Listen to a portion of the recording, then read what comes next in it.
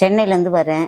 First 4 வாரம் வர சொன்னார், வந்தேன். அப்புறம் எக்ஸ்ட்ரா 2 வாரம் வந்தேன். சரியாச்சு, நல்லா ஆரோக்கியமா இருக்கிறேன். இப்போ 1.5 மாசம் பொறுத்து வரேன். இப்போ எல்லாமே சாப்பிடலாம், நல்லா ஆயிடுச்சுன்றாரு. குணமா இருக்கிறேன். நான் வந்து சித்ரா ஏர்போர்ட், கோயம்புத்தூர் சித்ரா ஏர்போர்ட்லேருந்து வரேன். எனக்கு வந்து ஒரு 8 வருஷமாவே இந்த தலை வந்து ஆடிட்டே இருக்கும், நிற்காம ஆடிட்டே இருக்கும். அப்புறம் காலில் பார்த்தீங்கன்னா ரத்த கட்டி மாதிரி இருந்துச்சு. நான் நிறைய இடத்துல ட்ரீட்மெண்ட் பார்த்தேன். நரம்பு தளர்ச்சி அப்படின்னு சொல்லி மெடிசன் சாப்பிட்டு எனக்கு மயக்கமெல்லாம் வந்திருக்கு. அப்புறம் பார்த்தா இங்கே யூடியூப்ல வந்து ஒரு ஐயா சொன்னாங்கன்ட்டு இங்கே வந்து ட்ரீட்மெண்ட் எடுத்தேன். தலைக்கு போகிற பிளட் வெசல்ஸ்ல பிளாக் இருந்திருக்கு. அது ஒரே வாரத்திலேயே ஐயா வந்து சரி பண்ணி விட்டாரு. அதுக்கப்புறம் இந்த ரத்த கட்டி இதெல்லாம் இருக்கிறதுனால 4 வாரம் வந்து நான் ட்ரீட்மெண்ட் எடுத்துக்கிட்டேன். இப்போ எனக்கு ரொம்பவும் பரவாயில்லையா இருக்கு. சார் வணக்கம். வணக்கம், எப்படி இருக்கீங்க? நல்லா இருக்குங்க சார். நம்ம இடம் எங்க இருக்கு? நம்ம என்னென்ன சார் பண்ணிட்டு இருக்கோம்? இது மேட்டுப்பாளையம், கோவை மாவட்டம் மேட்டுப்பாளையம். மேட்டுப்பாளையத்துல வந்தீங்கன்னா பஸ் ஸ்டாண்ட்ல இருந்து வாக்கபிள் டிஸ்டன்ஸ் தான். ஆட்டோ கீட்டோ எல்லாம் ஒண்ணுமே தேவையில்லைங்க. நடந்து வந்தா 1 நிமிஷம் தான். அதாவது பங்களா மேடுன்னு கேட்டா சொல்லுவாங்க. கேன்சருக்கு ஏதோ மூலிகை சார் கணக்கு கொடுக்குறாங்களாமான்னா எல்லாருக்குமே தெரியும். தேட வேண்டியதுல ஒன்றும் தேவையில்லை. பஸ் ஸ்டாண்ட்ல இருந்து வாக்கபிள் டிஸ்டன்ஸ் தான். ட்ரெயின்ல வந்தீங்கன்னா ஒரு 15 நிமிஷம் நடக்கணும். இல்லைன்னா ஆட்டோக்கு ஒரு 150 ரூபா கொடுத்தா கேன்சருக்கு மருந்து கொடுக்குறாங்களாமா பங்களா மேடு அப்படின்னு கேட்டா எல்லாருமே சொல்லுவாங்க. இப்ப இந்த ஐடியா உங்களுக்கு எப்படி சார் வந்தது? இதோட தொடக்கம் எப்படி? இது எனக்கு இதுக்கு சம்மந்தமே கிடையாது. சரியா? இது வந்த கதை என்ன அப்படின்னா, நான் வந்து 12 வருஷமா ஆஸ்மாவில் இருந்தேங்க. இந்த ஆஸ்மாவுக்கும் நான் எல்லா மருந்து எடுத்து பார்த்தேன். ஒன்னும் சரியாகிற மாதிரி தெரியல. சுருக்கமா சொன்னா, நான் ஒரு வீம்பு பிடிச்சால் ஒரு விளக்கம் கடைசியா தெரியற வரைக்கும் தூக்கம் வராது. அதனால இந்த ஆஸ்மாவுக்கு பாத்தீங்கன்னா இன்கேலர் தான் கடைசியில.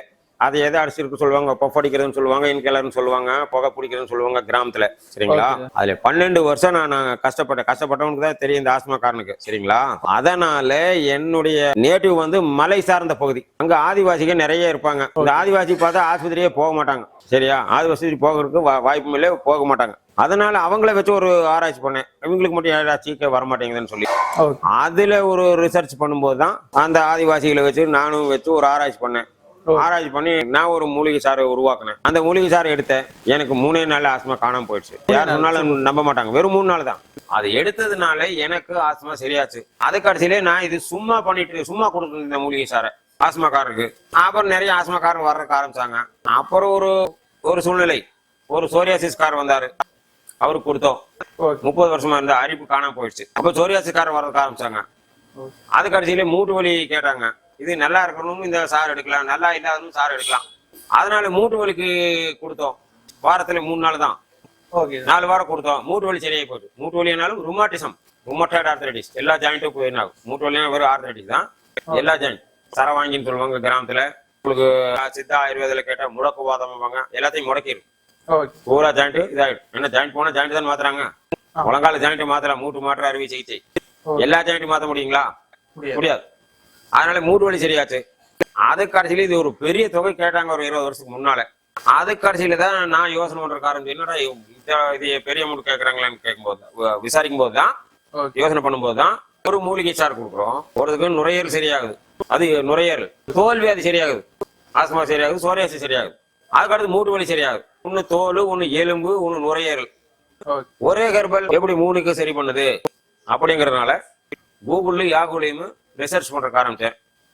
அதுக்கான எனக்கு 3 கம்ப்யூட்டர் ஃப்ரீயா வந்தது. 3 கம்ப்யூட்டர், ஒரு video camera, digital camera, projector எல்லாமே எனக்கு ஃப்ரீயாவே வந்தது. அதுல ஆராய்ச்சி பண்ணதான் ஒரு நாளைக்கு 100 மெயில் வரும். சோரியாசிஸ், ஆர்த்தரைட்டிஸ், ஆஸ்மா அப்படின்னு கொடுத்ததுலயே ஒரு நாளைக்கு 100 மெயிலுக்கு பக்கமா வருங்க. அப்புறம் அதை பண்ணும்போது பார்த்தா 14 வியாதிகளுக்கும் ஒரு தொடர்பு இருக்குன்னு கண்டுபிடிச்சாங்க. 14 வியாதிகளுக்கும் கிருமி ஒன்றுதான். இது சொன்னா சிரிப்பா இருக்கும். ஆஸ்மாக்கும் அதே கிருமி தான், மூட்டு வலிக்கும் அதே கிருமி தான், கேன்சருக்கு அதே கிருமி தான் அப்படின்னா சிரிப்பா வரும். ஏன்னா அது விளக்கத்தை முழுசா கேட்டாதான் தெரியும். முழுசா கேட்கற அளவுல இங்க யாரும் இல்லை. முழுசா கேட்கறவங்களுக்கு எங்க நம்பரை ஸ்கிரீன்ல பார்த்துட்டு போனீங்கன்னா அதுக்கு தனியா வீடியோ இருக்கு. ஏன்னா 1 மணி நேரம் வீடியோ இருக்கு, 1.5 மணி நேரம் வீடியோ இருக்கும். சரிங்களா? அது இஷ்டம் இருக்குன்னு தான் பார்ப்பாங்க, இல்லைன்னா தள்ளிட்டு போட்டு போயிடுவாங்க. ஏன்னா அவசர காலம். சரிங்களா? அதனால 14 வியாதிகளுக்கும் கிருமி ஒன்றுதான். இந்த ஒன்னை அழிச்சா இந்த 14 இல்லை அப்படிங்கிற ஒரு கான்செப்டுக்கு வந்தேன். அப்புறம் அந்த 14 வியாதிக்காரரை தேடி இந்த ஜூஸ் கொடுத்தோம். 14 சரியாச்சு. அது கடைசியில 14 வியாதிகளுக்கும் கிருமி ஒன்றுதான். இது ஒன்னை அழிச்சால் 14 இல்லைன்னு சொல்லி பண்ணிட்டு இருந்தோம். அப்புறம் இருக்க ஃபேமஸ் ஆனோம். ஃபேமஸ் ஆகி வெளிநாட்டுல பண்ணிட்டு இருந்தேங்க. 5 கண்ட்ரிஸ்ல பண்ணிட்டு இருந்தேன். மெயின் ஸ்ரீலங்கா, இந்தோனேசியா, மாலத்தீவு, ரொம்ப மெயின் வந்து மலேசியா. ஓகே. மலேசியா 2.5 வருஷத்துல 27 தடவை போயிருக்கிறேன். அது 5 கண்ட்ரீஸ்ல பண்ணிட்டு இருந்தோம். கடைசியில் இப்ப என்னாச்சுங்க, கேன்சருக்கு ரொம்ப ஃபேமஸ் ஆயிட்டோம். கேன்சர்னா கேட்டதுமே ஒருத்தனுக்கு பாதி உசுறு போயிடும். சரிங்களா? என்னுடைய விளக்கத்தை முழுசா கேட்டாங்கன்னா கடைசியில் சொல்லுவாங்க, ஆனா இதுதான் கேன்சர்னு சொல்லிட்டு போயிடுவாங்க. கேன்சருக்கு ரொம்ப ஃபேமஸ் ஆயிட்டோம். ஒரு நாளைக்கு 70-80 பேருக்கு கொடுத்துட்டு இருக்கிறோம். இது மருந்துன்னு கிடையாதுங்க, இது ஒரு மூலிகை சாறு. மருந்துன்னா நிறைய பிரச்சனை, இது மூலிகை சாறு. இது FSSAI சர்டிபிகேட் வாங்கி வச்சுக்கோ. இது குடிக்கலாம், கொப்பளிக்கலாம், உடம்பு பூசி கொடுக்கல, என்ன வேணா பண்ணலாம். அதனால டெய்லி 70ல இருந்து 100 பேர் பக்கமா வர்றாங்க. வெளியே இங்க தங்குறது ஃப்ரீதான். ஏன்னா நான் இது சும்மா பண்ணிட்டு இருந்த ஒரு காலத்துல. இப்ப இதே வந்து அதே வேலையாக கிடந்ததுனால தங்குறது ஃப்ரீதான். வீடுதான் காமனா இருக்கும். பெஞ்ச் போட்டுக்கிறோம், காட்டல் போட்டுக்கிறோம். தங்குறது ஃப்ரீதான். 3 நாளைக்கு டயட் போட்டுங்க. பூ புளி சேர்த்தக்கூடாது, இனிப்பு சேர்த்தக்கூடாது. இது வெளியில கிடைக்காது. அதனால அதையும் கொடுத்துட்றோம். சாப்பிட்றக்கோ தங்குறக்கோ பணம் இல்லை. இந்த மூலிகை சாருக்கு மட்டும் தான் பணம் வாங்குறோம். Okay sir. அது வந்து இந்த ரேடியோ ஸ்கேன் எடுக்க சொல்றாங்களே, அந்த காசும் கூட வாங்குறது இல்ல. ஓகே. பெட் ஸ்கேன் எடு, சிடி ஸ்கேன் எடு, அந்த ஸ்கேன் இந்த ஸ்கேனுங்கிறாங்கல்ல, அதெல்லாம் ஒண்ணுமே தேவையில்லை. எடுத்துட்டு போய் பார்த்தாலே அவங்களுக்கே தெரியும். சின்ன வயசு 2 வயசு சொல்றாங்க சிகரெட் குடிச்சா கேன்சர் வரும், புகையில போட்டா கேன்சர் வரும்னு சொல்றாங்கல்ல. 2 வயசு குழந்தையில இருந்து வருது, 3 வயசு குழந்தையில இருந்து வருது, 5 வயசு குழந்தையில இருந்து வருது. சரிங்களா? இது கான்செப்டே வேற. 3 வயசு குழந்தைங்க பீடி குடிக்குதா, புகையில போடுதா, அதுக்கு கேன்சர் வருது. மூட்டு வலின்னு போனா சொல்றாங்க ஹைட்டுக்கு தகுந்த வெயிட் தாச்சிங்கிறாங்க. ஹைட்டுக்கு தகுந்த வெயிட் தாச்சின்னா உங்களுக்கு WWE சண்டை குடிக்கிறார். அப்புறம் அவங்களுக்கெல்லாம் மூட்டு தேய்மானம் ஆகணுமா இல்லையா? குச்சியா இருக்கிற பிள்ளைக்கு ருமாட்டிசம்னு சொல்றாங்க. டோட்டலாவே இது கான்செப்டே வேறங்க. ஆஸ்மா போனால் அது சொல்றாங்க. ஒவ்வொரு வியாதிக்கு ஒவ்வொன்று கருத்து சொல்றாங்களே தவிர கியூர் கிடையாது. 14 நாங்க சொல்ற வியாதிக்கு எனக்கு தெரிஞ்ச மாதிரி 15 வியாதிகளுக்கும் இது வரைக்கும் நிரந்தர தீர்வு இருக்கிற மாதிரி எனக்கு தெரியல. மத்தவங்க கருத்தை நாங்க சொல்லல. ஏத்துக்காது அவங்களுடைய சௌரியம். கேன்சர் வந்து வெறும் 4 வாரத்துல பாத்தீங்கன்னா கேன்சல். 4 வாரத்துல 3 நாளே வித்தியாசம் தெரியும். உள்ளதுலயே மோசமானது பிளட் கேன்சர். 3 நாள்ல சேஞ்ச் ஆகுறது இங்க பிளட் கேன்சர். ஏன்னா ரத்தத்துல இருக்கிற அந்த குறிப்பிட்ட கிருமி இந்த மூலிகை அழிக்குதுன்னு வச்சுக்கோங்களேன். ஒரே மூலிகை தான். இது வந்து எடுக்கும்போது இந்த தேவையில்லாத கிருமி அழியுது. என்னடா கதை விடுறாங்கன்னு நினைச்சுக்காதீங்க. ஒரே மூலிகை எப்படி அழிக்கணும்? அதாவது கொசு விரட்டி வைக்கிறோம். கொசுவுக்கு தான் பாய்சன், ஈக்கு பாய்சன் கிடையாது. இன்னும் உங்களுக்கு இந்த கருத்தம்மா படத்துல சொல்லுவாங்க, பொட்டக்குள்ள பிறந்தா கள்ளிப்பால் கொடுக்குறாங்கன்னு. கள்ளிப்பால் கொடுத்தா குழந்தை செத்து போகும். ஆனா அதே கள்ளியை வெட்டி போட்டா வெள்ளாடு நல்லா சாப்பிடும். ஆட்டுக்கு உணவு, நம்மளுக்கு பாய்சன். முதல்ல விவசாயம் வரும்போது கரும்பு, நெல், வாழை எல்லாம் போடுவோம். நிறைய களைகள் எல்லாம் முளைக்கும். மம்புட்டி அடிக்குவோம், கொத்துவோம், தோண்டுவோம், என்னென்னமோ பண்ணுவோம், உழவு ஓட்டுவோம். ரொம்ப கஷ்டம். இப்ப களை கழிவுன்னு ஒண்ணு கொடுக்குறேன். அப்படி ஒரு ஸ்ப்ரே பண்ணீங்கன்னா களையெல்லாம் கறிக்கு போகும், பயிர் மட்டும் நல்லா இருக்கும். எங்க ஊட்டியில டீ செடியில அதுல எல்லாம் அடிக்கிறாங்க. கேட்டா உங்களுக்கு தெரியும். மேன் பவர் இப்ப இல்ல. அது மாதிரி இந்த மூலிகை இந்த குறிப்பிட்ட கிருமிக்கு பாய்சன். அந்த ஒன்னை அழிச்சால் 14 இல்லை. ஆங்கில மருத்துவத்துல சொல்லுவாங்க, கேன்சரை பொறுத்தவரை WBC over production R multiplication தான் கேன்சர்னு சொல்லுவாங்க. அதாவது நமக்கு பாதுகாப்பு கொடுக்க வேண்டிய வெள்ளை அணுக்களே அளவுக்கு அதிகமா உற்பத்தியாகி இருக்கிற அணுக்களை சாப்பிடுது. இப்ப நாங்க 14 வியாதி சொல்றதை நோட் பண்ணீங்க. சோரியாசிஸ் தோல் நோய், arthritis, all types of arthritis, எல்லா வகையான மூட்டு வலிகள், மூட்டு தேய்மானம், சோரியாசிஸ், ஆர்த்ரைட்டிஸ், ஆஸ்துமா, அப்புறம் இந்த நின்று வேலை செய்வாங்க டீச்சரு, வாத்தியாரு, டீ கடை மாஸ்டர், சலூன்காரரு, வெரிகோஸ் வெயின், அப்புறம் இந்த லேடிஸ்க்கே வரும் migraine, kidney failure, cancer, heart block, heart weak, மனநிலை சரியில்லை, மென்டல் டிசார்டர், கை நடுக்கம், பார்க்கின்சன், தைராய்டு, அல்சர், பிரஷர், ஊராத்தையும் சொன்னாங்கன்னு நினைச்சுக்காதீங்க. இன்னும் 4-5 வியாதிக்கு நாங்க ஆராய்ச்சி பண்ணிட்டு இருக்கிறோம். இந்த 14 எங்கேயுமே சரியாகிற மாதிரி தெரியல. இந்த 14க்கும் கிருமி ஒன்றுதான். ஒன்னை அழைத்தால் சரி. உதாரணம் என்னன்னா ஷார்ட்டா சொல்லிடுங்க, ஏன்னா டைம் இல்ல. இது ஒரு கெட்ட கிருமி. இந்த கிருமி எந்த இடத்துல ஃபார்ம் ஆகுதோ அந்த இடம் ஹார்ட் ஆயிக்குது, சுருங்கி விரிகிற தன்மை கம்மியாயிக்குது. இந்த கிருமியினுடைய ஆயுசு 100 நாள். சகப்பணுக்கள், வெள்ளை அணுக்கள், தட்டை அணுக்கள்னு படிச்சிருப்பாங்க. இதுகளுக்கெல்லாம் ஆயுசு 100 நாள் தான். அது மாதிரி இந்த கிருமி 3 வரி தான். இந்த கிருமி எந்த இடத்துல ஃபார்ம் ஆகுதோ அந்த இடம் ஹார்ட் ஆயிரும், சுருங்கி விரிகிற தன்மை இழந்துரும். இந்த கிருமி 100 நாள்ல செத்துரும். இந்த கிருமி எந்த இடத்துல போய் உட்காருதோ அதுக்கு ஒரு பேரு. உதாரணம், ஒரே அம்மா தான். இந்த மாதத்துல இருந்தா மாரியம்மா, இன்னொரு மாதத்துக்கு போனா மேரியம்மா, இன்னொரு மாதத்துக்கு போனா பாத்திமா. அது மாதிரி இது தோல்ல வரும்போது சோரியாசிஸ், எலும்புல வரும்போது ஆர்த்ரைட்டிஸ். தோல் உற்பத்தி ஆகும்போது தோல் என்ன ஆகுது, சுருங்கி விரிகிற தன்மை கம்மியாயிரும், கெட்டியாயிரும். 100 நாள்ல இந்த கிருமி செத்துரும். செத்து போன கிருமி தான் தோறனா செதிலா வருது. இதே சோரியாசிஸ். இதே கிருமி தான் ஜாயிண்ட்டுக்கு போயிடுச்சுன்னா மேல ஒரு எலும்பு, கீழே ஒரு எலும்பு இருக்கும், 2க்கு ஜவ் இருக்கும். இங்க சைனோவியம்ங்கிற ஒரு ஜவ் இருக்கும். அதுல இருந்து ஒரு ஆயில் சுரக்கும், சைனோவியல் ஒரு ஆயில். ஓகே. அங்க பூஞ்சோன்னா இந்த கிருமி அந்த ஜவ்வை சாப்பிடுது.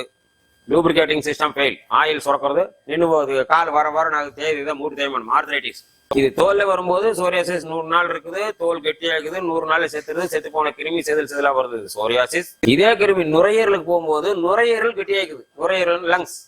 இது லங்ஸ்ல ஃபார்ம் ஆகும்போது லங்ஸ் வந்து ஹார்ட் ஆகிக்குது. லங்ஸ்னா நம்ம மூச்சு இழுத்தோம்னா நல்லா விரியணும், மூச்சு இழுத்தா விரியணும், மூச்சு விட்டா சுருங்கணும். அப்போ இந்த கிருமி நுரையீரலுக்கு போச்சுன்னா நுரையீரல் கெட்டியாயிரும், சுருங்கி வீரர் தன்மை கம்மியாயிரும், அளவாத்தா விரியும், அளவாத்தா சிருங்கும். அதான் கஸ் கஸ் ஆஸ்துமா.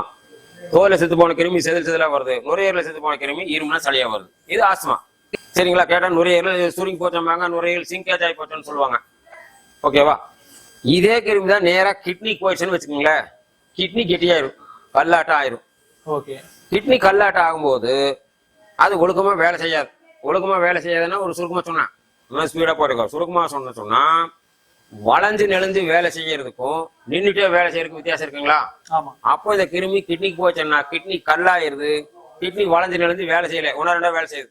ஓகே.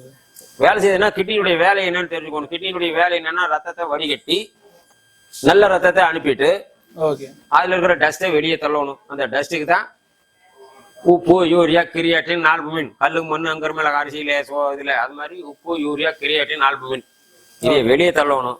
அப்ப கிட்னி கல் மாதிரி ஆகும்போது வளைஞ்சு நெளிஞ்சு வேலை செய்ய முடியல, ஒன்னரெண்டா வேலை செய்யுது. ஒன்னரெண்டா வேலை செய்யும் போது அந்த குப்பை என்ன பண்ணுது, உள்ள தங்கிக்குது. அதனால உங்களுக்கு உப்பு சத்து ஜாஸ்தி ஆகி போச்சாங்க. உப்பு சத்து ஜாஸ்தி ஆகுது, உப்பு நின்றுச்சு, கிரியாட்டின் அது நின்றுச்சு, தடுக்கல. அப்போ தண்ணி மாதிரி இருக்கும்போது ரத்தம் ஈஸியா போகும். அப்ப இந்த கிட்னி வந்து ஒழுக்கமா வேலை செய்யலைன்னா ரத்தத்துல குப்பையும் சேர்ந்துக்குதுங்களா? ஓகே. சேர்க்கும் போது ரத்தம் வந்து டென்சிட்டி அதிகமாயிரும். தண்ணியாட்டம் இருக்க வேண்டிய ரத்தம் எண்ணெயாட்டம் ஆயிருது. அது மெதுவா தான் போகுது. மெதுவா போனா ஆள் செத்து போயிடுவான். ஓகே. 1 மணி நேரத்துக்கு 6 லிட்டர் ரத்தம் சுத்தணும். 60 கிலோமீட்டர் ஸ்பீடுல சுத்தணும். கெட்டியா இருந்தா எங்க சுத்தும்? சுத்தாது. அப்பதான் பிரெயின் என்ன பண்ணுது, ஹார்ட் கிட்ட சொல்லுது, ஏய் இப்படி சுத்தினீங்கன்னா நம்ம எல்லாம் செத்து போயிடுவோம். ஏன்னா ரத்தம் சுத்தினாதான் இந்த எல்லா செல்லுகளுக்கும் உணவுகளை கொண்டு போய் சப்ளை பண்றது இந்த ரத்தமே சுத்துது. இது பெரிய விளக்கம் இருக்கு, ஷார்ட்டா சொல்லிக்கிறேன், வேணுங்கிறவங்க கேட்டுக்கலாம். சரிங்களா? அப்போ ரத்தம் மெதுவா தான் சுத்துது. மெதுவா சுத்துனா இந்த செல்லுக்கெல்லாம் சாப்பாடு கிடைக்காது.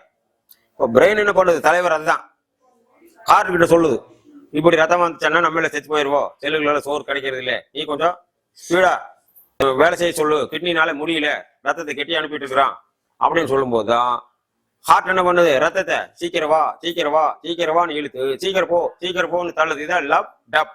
ஈயம் பூசணம் வச்சிருப்பான், காத்த புடிச்சு புசு புசும்பா தீயறியும். அதேதான் நம்ம ஹார்ட் ரத்தத்தை இழுத்து டக்கு டக்கு டக்குன்னு தள்ளுது. சரியா? சீக்கிரவான்னு இழுத்து சீக்கிரம் போன்னு தள்ளுது. இந்த தள்ளுறதான் இங்கிலீஷ்லயே பிரஸ் பண்ணுது. இதுதான் பிரஷர். ஆனா நீங்க சில பேர் என்ன சொல்றாங்க, பிரஷர்னா டென்ஷனுங்க. நம்ம ஒண்ணுக்காகாதவங்க இத்தனை டென்ஷன் இருக்கும்போது பிரதமருக்கெல்லாம் டென்ஷன் வந்து நெஞ்சு வெடிச்சலே செத்துருவாரு. புரியுதுங்களா? அதே மாதிரி கொழுப்புனால ஹார்ட் அட்டாக் அப்படின்னா ஒரு சமூகம் இருக்குது. அவர் கோயில் சார்ந்த வேலை செய்யறவங்க சாமிக்கு கொடுக்குற நெய்யில அவங்களுக்கும் கொஞ்சம் எடுத்துக்குவாங்க. எல்லாம் வயிறு நல்லா அண்டா மாதிரி இருக்கும். கொழுப்பு அவர்கிட்ட தான் நிறைய இருக்கும்.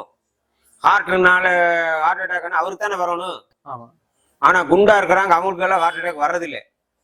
உச்சியாக்கிறவங்களுக்கெல்லாம் ஹார்ட் அட்டாக் வருது. கொழுப்புனால ஹார்ட் அட்டாக் இல்லைன்னு 15 வருஷத்துக்கு முன்னாடி அமெரிக்காக்காரர் சொல்லியாச்சு. இருந்தாலும் இன்னும் கொழுப்புனால கெட்ட கொழுப்பு நல்ல கொழுப்பு, ஆட்டை காசாப்பாடியில் அடுத்து தொங்குற ஒரே கொழுப்பு தான் இருக்கு, மர கொழுப்பு வெள்ளை கொழுப்பா இருக்கு. அதனால ஹார்ட் அட்டாக் சம்மந்தம் இல்லை. சரிங்களா? அதே மாதிரி இப்ப சோரியாசிஸ் சொல்றோம், கையில சோரியாசிஸ், காலில சோரியாசிஸ், தலையில சோரியாசிஸ் என்ற கேன்சர் கான்மன் நினைச்சுக்காதீங்க. கையில சோரியாசிஸ் காலில சோரியாசிஸ் சொல்றோம். இது வெளியில, இதேதான் உள்ள போனா கிட்னில கேன்சர், லங்ல கேன்சர், குடல கேன்சர். இன்னும் சுருக்கமாக சொன்னால் கேன்சரை பத்தி முழுசா சொல்லணும் அப்படின்னா மாவு ஒன்றுதான். இதை லேசா ஊத்துனா ரோஸ்ட்.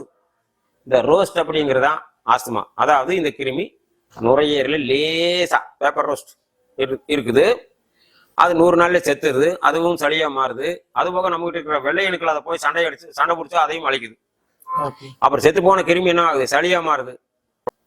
ஆமா, சளியா மாறவும் லொக்கோன்னு இருமி துப்பவும் வரவுக்கும் செலவுக்கும் அதான் ரோஸ்ட், பேப்பர் ரோஸ்ட். இதுதான் ஆஸ்துமா. இப்ப இதே கிருமி ஒரு இடத்துல லேசா ஊத்துனா ரோஸ்ட்னு சொல்லிட்டோம். அதே ஒரு கரண்டி ஊத்தி அந்த மாவு ஒண்ணுதான் சொல்லிக்கிறோம். அந்த ஒரு கரண்டி ஊத்துனா அது இட்லிங்கிறோம். அதுதான் என்னங்கிறாங்க, பிரெயின்ல டியூமர், பிரஸ்ட்ல டியூமர், கிட்னில டியூமர் இருக்கிறாங்க இட்லி. அதே மாதிரி ஒரு ஜல்லடையில ஊத்துனா பூந்தின்னு சொல்றோம். அதுதான் கிட்னில சிஸ்ட், ஓவரின்ல சிஸ்ட், பிரெயின்ல சிஸ்ட். புரியுதுங்களா?